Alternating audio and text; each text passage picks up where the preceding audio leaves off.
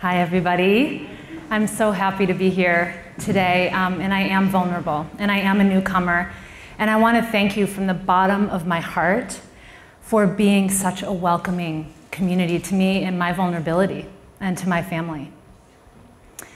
So I flew out here yesterday from Denver, and as I was boarding the plane, a woman behind me asked me, "So what are you going to Virginia for?" And I said, "I'm going to visit my new home, and I'm also going to give a TEDx talk." And she said, "Whoa, what are you talking about?" And I said, I'm going there to talk about being yourself. I'm going there to talk about being real in the world."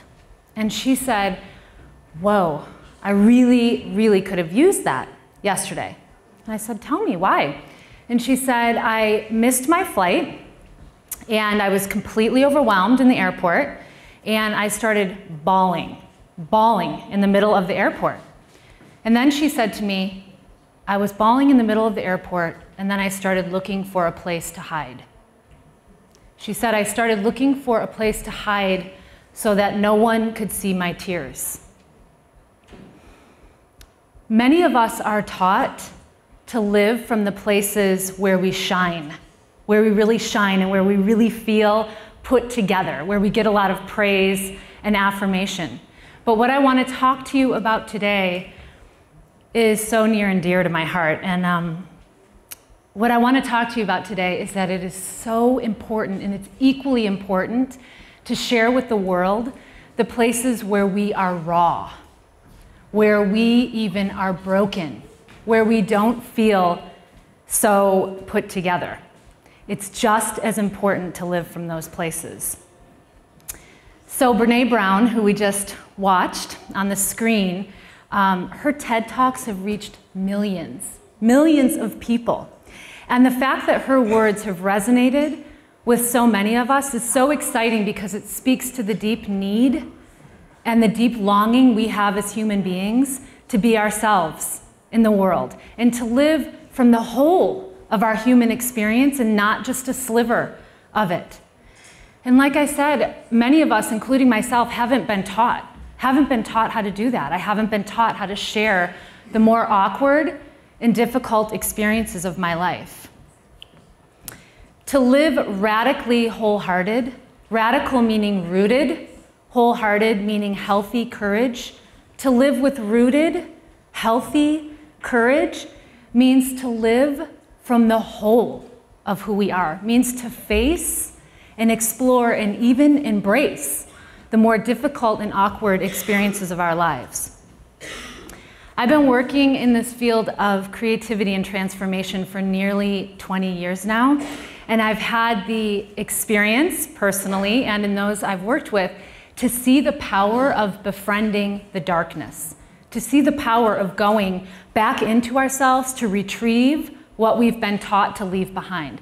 I've also personally experienced and witnessed the insanity of running away from what is difficult, and I've seen the consequences of that.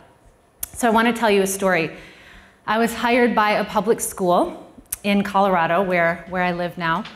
Not for long, though. So I was hired by a public school, and they wanted me to teach a curriculum I had created on exploring emotions through creative expression.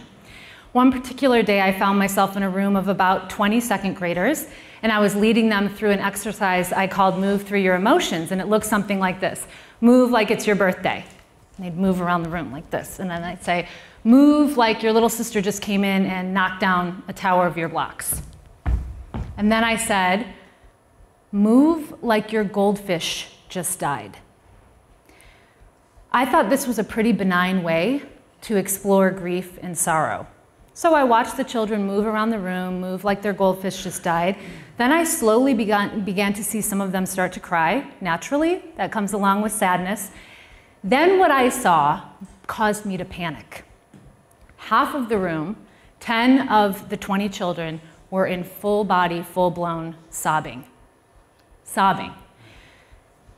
I've led this exercise all over the country in many different venues, and I can tell you I've never seen something like that. And I was panicked because I needed to get these students, 10 of them, at least, all of them, but I needed to get them back to their classroom in a straight line, quietly.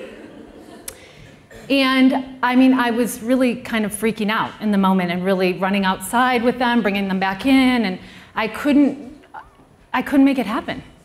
So I led them down the hallway, completely not quiet, and sobbing, and did my best to help transition them back into the classroom with their teacher. I left work that day feeling incredibly inadequate and really defeated in my work. And it did get worse, because the next morning I was called into the principal's office. You never want to be called into the principal's office. It's just not a fun thing, whether you're a child or an adult. And he sat me down and he said, "Jenny, I value your work. Your work is so important in the world, and we can't have it here." He said, "Let me tell you why.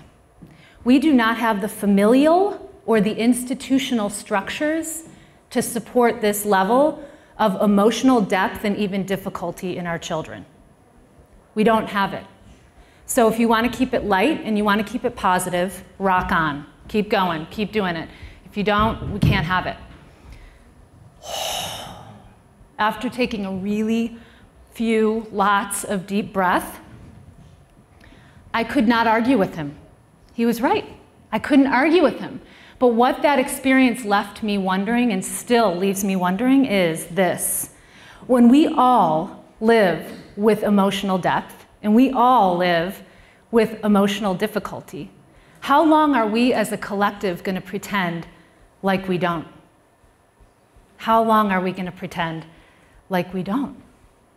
So to live radically wholehearted, really radically wholehearted, means to live from the whole of who we are. And I can tell you, I did not know how to do that. The first half of my life was a little bit of a train wreck. I started really young, numbing feelings of loneliness, of difficulty, of fear with sugar. I can remember sitting in front of the TV with a bag of powdered sugar and a spoon. And that was like the best thing I had at that point.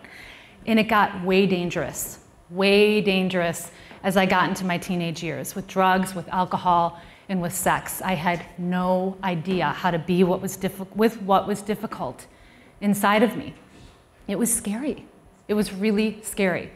Miriam Greenspan, when I read her book, Healing Through the Dark Emotions, which actually was just recently I read this book, she writes that these feelings of pain, of grief, of sorrow, of anger, they're not inherently bad. They're not bad. We don't need to eradicate them. She says we've surrounded them with so much negativity and shame. Think, don't be angry, it's not nice. Think, don't cry, that's weak. We've surrounded these emotions with so much negativity and shame that we've moved away from them. So it's not the emotion itself that causes the difficulty. I mean, though it's painful and it's raw, it's the moving away from these emotions that are very real that causes us to suffer. And we need tools now. We need tools now to help us develop a resiliency towards darkness, because darkness is not bad. Darkness is where we find the treasure. Darkness is where we go in and find what we've left behind. So one of those tools that has saved my life is creative expression. I could give a whole different talk on creativity as healer, but what I will say is transformation happens in the moment. It happens now, not yesterday or tomorrow. When I'm creating something, I am here and I am now and I am present to the magic of the moment where I can heal, and I have healed and I am healing. So I was hired by a study abroad program to lead a program called Spiritual Dance.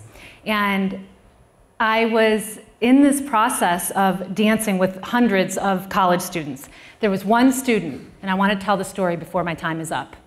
One student who, I could cry just thinking about him, but he is really passionate, really creative, and he had some anger he had to deal with. He had some anger he had to deal with. And I invited him to bring it to the dance floor, and he brought it. He screamed, he stomped, and he danced his way back to himself through his anger. And at the end of it, he was in the center of a circle of his friends weeping. Our young people, we all need to be able to live from the wholeness of who we are. Yes? from the wholeness of who we are. It is time. It's time. Darkness is not bad. Look to the earth. Look to the earth to see darkness is a natural part of life, and it's essential to change and transformation. So to live radically wholehearted, we must learn to live from the wholeness of our human experience. And when we do, we more deeply connect to ourselves, but then I more deeply connect to you. I more deeply connect to you, and I more deeply connect to the earth. And nothing short of this intimacy is called for today. Thank you so much.